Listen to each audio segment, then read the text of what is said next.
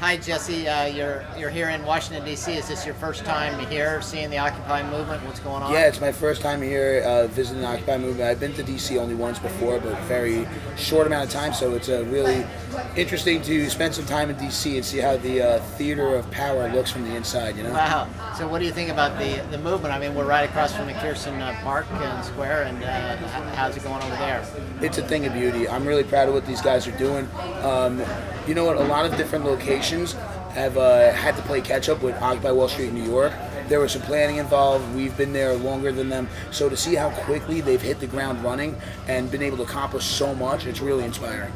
Now today you also spoke at the Enough is Enough rally with the coffee party. Can you talk a little bit about that? How'd that go? I thought it was a great experience. I mean, to me, it's a testimony to the amount of care and compassion people have, not only for their nation, but for their countrymen, that they're willing to weather the storm, so to speak, and come out and, you know, occupy a public place and have this honest discussion that all of us are so earnestly waiting to have. Yeah, I noticed it's snowing today, but there was still a pretty big crowd, and there's a big crowd over here at McPherson. You know, it seems like a lot of people are braving the weather to speak out. Can you talk about that a little bit? Oh, certainly. I mean, to me, the weather is irrelevant. It really is. The most important thing is bearing witness. And when we look back in the history at the other feats that our founding fathers, that our own fathers went through, the weather never stopped them. You know, I don't think anybody took a day off from the Civil Rights March because it was rainy. And I do compare this movement to the Civil Rights March because very much so, in the spirit of Martin Luther King Jr., this is about civil rights. It's about economic rights. And, you know, we all need to remember that when Dr. Martin Luther King Jr.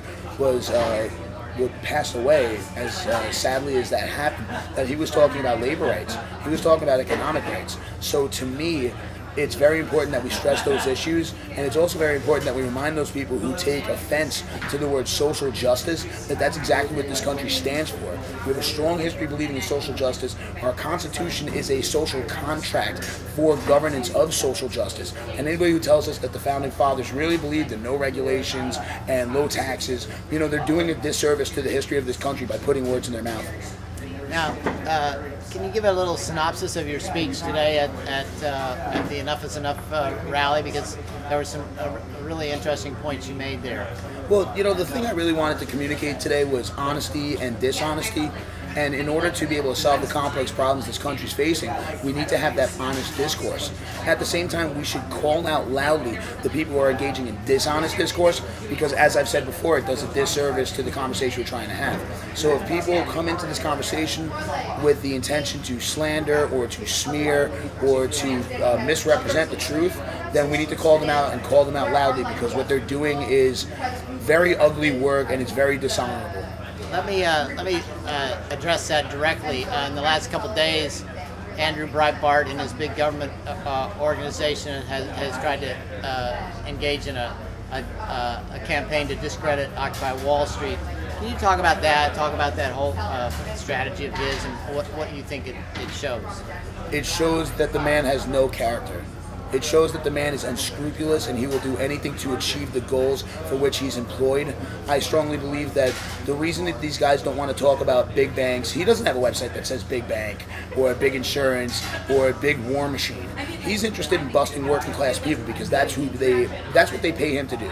And to me, it says exactly what an unscrupulous, creditless clown that he is, that he's still given the respect in the media is a sign that the media is very complicit in the misinformation abroad. I mean, I don't know if you're aware, but he started a smear campaign against Mr. Olson, who was the Iraq war vet who was shot with a rubber bullet in Oakland. I mean, come on, man. The guy served his country. He fought for his country. He came home to see a country ravaged by corporate greed that broke promises to the soldiers who fight for this country. And the fact that when this man was injured, Mr. Olson was injured in a serious way and he's still recovering. I wish him a speedy recovery. But the fact that he was injured and the first thought these guys had was how to tear him down says exactly what black-hearted monsters they really are.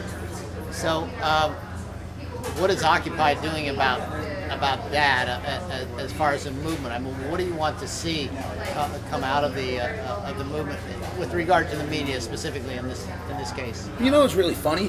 What we are doing in and of itself is counteracting the media. I mean, we don't necessarily have to make it our goal to counteract the media. They are proving how irrelevant and how skewed they are by their reporting. And there are honest people in the media. I don't want to, throw the baby out with the bathwater. There's some people who are doing some very honorable work, and I'm very grateful for them. But at the same time, the people who want to ask inane questions, the people who want to waste our time, we don't have time to waste. People are hurting. Instead of asking me questions about how does this end or what are your goals, why not do the job you're supposed to do and make people aware? There are so many statistics detailing income inequality, so many statistics detailing how corporations have just unlimited resources to bribe our politicians, but they can't manage to put together decent wages or decent jobs. And I think if they started reporting that information, it would make the facts very easy to understand, and it would allow us to further this debate. Because in reality, we're talking about our future, but if we cannot address the inequalities and the realities of today, how can we move forward to tomorrow? So, I keep in my heart pleading with those people who have power in the media to do the job that they are supposed to do, instead of asking questions about, do you agree with this fact or do you not agree with this fact? Let's state a fact as a simple fact. Let's state the obvious truth that wages have been in decline or stagnant since 1980. The wealthiest 1 or 5 or 10% of America has seen all the income gravitate towards them as the rest of us are suffering. These are very obvious facts, and every working class person knows whether they have the statistics available to them or not. Let's do the service to our countrymen that we are required to as being faces in the media, and let's make those facts knowledgeable, and therefore we can go forward. Because if we're going to sit here all day and debate nonsense like socialism or fascism or end all the regulations or end all the taxes, if we're going to keep up with these nonsensical platitudes that the majority of America has no patience for, then we're not going to go anywhere, and we're going to go nowhere together. I want to go forward together for everybody, even those people who don't support Occupy Wall Street yet, even those people who are detrimental of Occupy Wall Street yet. If you're the person that really does not like Occupy Wall Street, I still like you. I still want you to have a good wage and a good retirement. I want you to be able to spend time with your children and get educations for them and get a quality home for them. So, I'd like to express to those people who may not feel that they have something in common with us, that they do, because we're fighting for your future too.